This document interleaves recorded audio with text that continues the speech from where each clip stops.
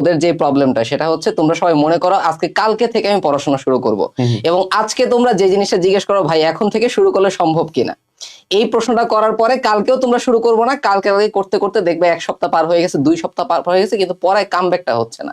তো কামব্যাক বলতে আসলে আমরা কি বুঝি? তুমি যখন মনে করো যে ভবিষ্যতে আমি একটা কাজ শুরু করব, তুমি দেখবা এই কাজটা তোমার দ্বারা করা হবে না, বরং তুমি এখন থেকে খুব বেশি আমরা প্ল্যানিং করতে যাই যে আজকে কি পড়বো, কালকে কি পড়বো, কিন্তু মেইন যে আমাদের ব্যাপারটা যে স্টার্ট করা, আমার জাস্ট বইটা খোলা উচিত, বইটা খুলে আমার কয়েকটা পৃষ্ঠা পড়া উচিত। তুমি যখন এই শুরুটা করবা তখন দেখবা আস্তে আস্তে সবকিছু সহজ হয়ে গেছে এবং তখন তুমি যেই প্ল্যানিং গুলো করবা সেগুলো ইমপ্লিমেন্ট করা সহজ হবে। এই জন্য প্রথম টার্গেট হচ্ছে তোমার পড়ার টেবিলে বসে তোমার বই একটা খুলতে হবে ভাই। বইটা খোলার পরে তুমি যখন 5-6 পৃষ্ঠা 10 পৃষ্ঠা পড়ে ফেলবা তখন তুমি মেন্টালি তোমার কামব্যাকটা আসবে।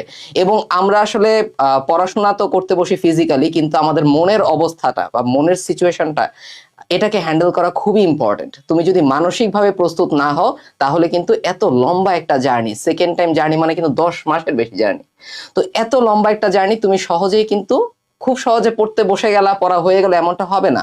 তোমার কয়েকটা দিন যাবে পড়াটা শুরু করতে। এই জন্য আজকে থেকেই পড়ার টেবিলে বসতে হবে, বইটা খুলতে হবে।